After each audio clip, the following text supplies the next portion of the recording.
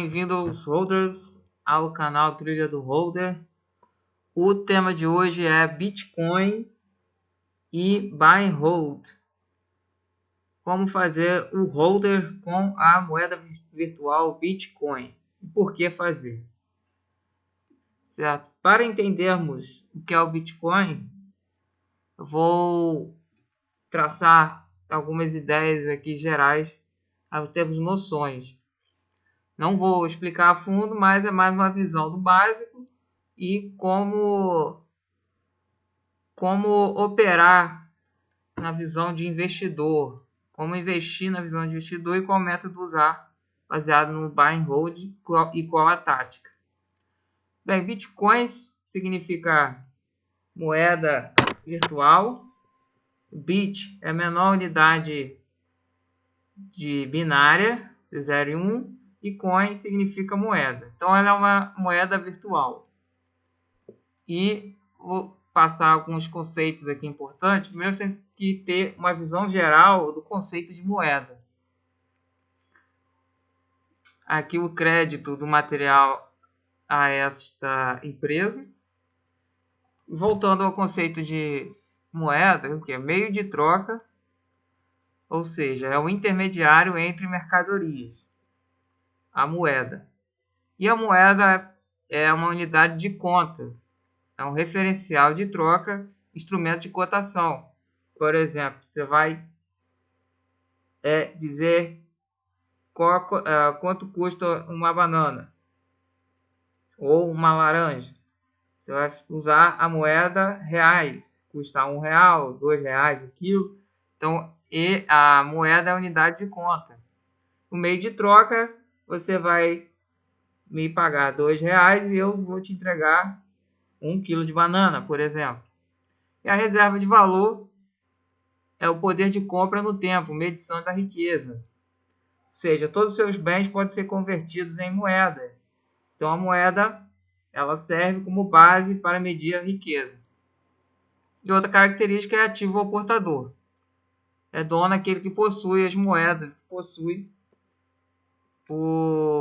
os recursos na mão. Então, esses são os conceitos de moeda que também se aplicam ao Bitcoin. E aqui, isso aqui é importante para entendermos uma visão de longo prazo no buy and hold. Se você for um holder de Bitcoin, o que ele precisa ter para ganhar valor, porque você só vai comprar e manter um empreendimento, um investimento, um ativo, se você tem perspectiva de valorização no futuro. Então, o valor do Bitcoin vai estar baseado na sua escassez. Isso já é certo, porque já é programado no projeto que foi feito o Bitcoin que só vão existir 21 milhões de Bitcoins e não serão emitidas mais moedas. O planejamento é que se chegue a 21 milhões de moedas em 2140, através do processo de mineração. Eu não vou aprofundar para não ficar muito técnico. Mas é importante saber que o Bitcoin é escasso. O projeto dele o definiu como escasso. E isso é uma também característica, por exemplo, do ouro. Por isso que muita gente compara o Bitcoin ao ouro nessa questão de escassez. O ouro é escasso e com a demanda por ele aumentando, a tendência é que o valor dele aumente, porque não tem como aumentar a oferta. A quantidade de ouro é finita no mundo. Existem, eu não sei, X quilos total, X toneladas de ouro no mundo a serem extraídas e que já extraiu e não vai passar disso. Com Bitcoin é a mesma coisa, a mesma ideia. Vão ser 21 milhões de Bitcoins e não vai passar dessa quantidade. Por isso ele tem a característica de escassez.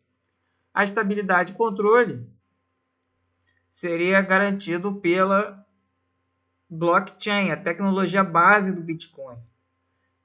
Também não vou adentrar por seu foco mais na questão de investimento, que são ideias gerais, mas você sabendo que o que garante o valor em termos de escassez é certo, que o Bitcoin é limitado a 21 milhões, e em termos de estabilidade e controle, também é certo que é baseado na tecnologia blockchain. E a outra ponta que vai dar valor nele, ao Bitcoin, é a aceitação em massa. E isso é obtido com o tempo e que as pessoas vão aderindo, entendendo essa tecnologia e aceitando o uso. Então, quanto mais pessoas usarem, mais valor vai tendo o Bitcoin. Então, com o tempo, mais pessoas entendendo do que se trata, entendendo a tecnologia do blockchain por baixo, entendendo que ele é um valor escasso, é um ativo escasso, o valor dele no tempo tende a crescer. Então, essa é a base fundamental, em linhas gerais, você entender por que o Bitcoin teria valor a longo prazo. Aqui é uma comparação entre o Bitcoin e a moeda legal, moeda fiduciária, moeda que é adotada em um país, por exemplo, o real. A diferença é que o real é uma imposição legal, ele é legalmente aceita e imposta pelo Estado. O Bitcoin é de livre aceitação. As pessoas vão ou não aderir com o tempo, conforme entende a tecnologia e os benefícios do Bitcoin. O real é controlado pelo governo e o Bitcoin tem oferta limitada e não é controlado por nenhuma entidade. Vocês procurem mais a fundo, para não ficar muito técnico, a questão do blockchain, que é essa característica que o torna descentralizado. A oferta limitada é a questão dos 21 milhões que vão existir de bitcoins. E outra diferença, o real tem a emissão, impressão, taxa, juros, inflação. E o Bitcoin tem as regras garantidas pelo consenso.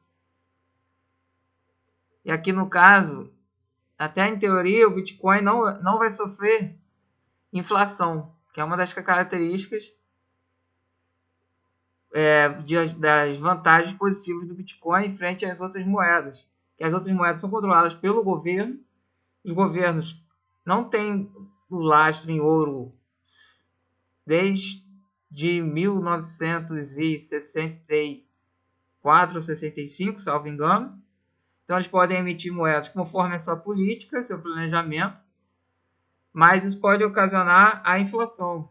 E o Bitcoin, depois que ele atingir seu auge de 21 milhões de moedas, ele não vai sofrer com a inflação, pois não existirá novas moedas. Então, dito isso, em linhas gerais, é o básico de entendimento do Bitcoin. Agora, vou falar sobre esse livro aqui, Investidor Inteligente. Tá? Recomendo a leitura. Vocês procurem aí achar melhor preço, comprem e leiam. Porque ele tem a base da tática de investimento, do método que você vai usar. O método Buy and Hold com a seguinte tática. Em linhas gerais, esse aqui. Ele chama de investidor defensivo. Então, você teria do seu patrimônio total 50% em renda variável e 50% em renda fixa. Certo? E aplicaria o que é recomendado pelo autor do livro Investimento Inteligente, que é o Benjamin Graham. Desculpa, aqui a técnica de investimento de Benjamin Graham, que é autor desse livro Investimentos Inteligentes. Então, o investidor defensivo, que ele tem uma porcentagem em renda variável e em renda fixa, e como tática de compra é o Dollar Cost Averaging, ou seja, investir em intervalos regulares de tempo com um valor fixo. E aqui ele recomenda entre 10 e 30 ações.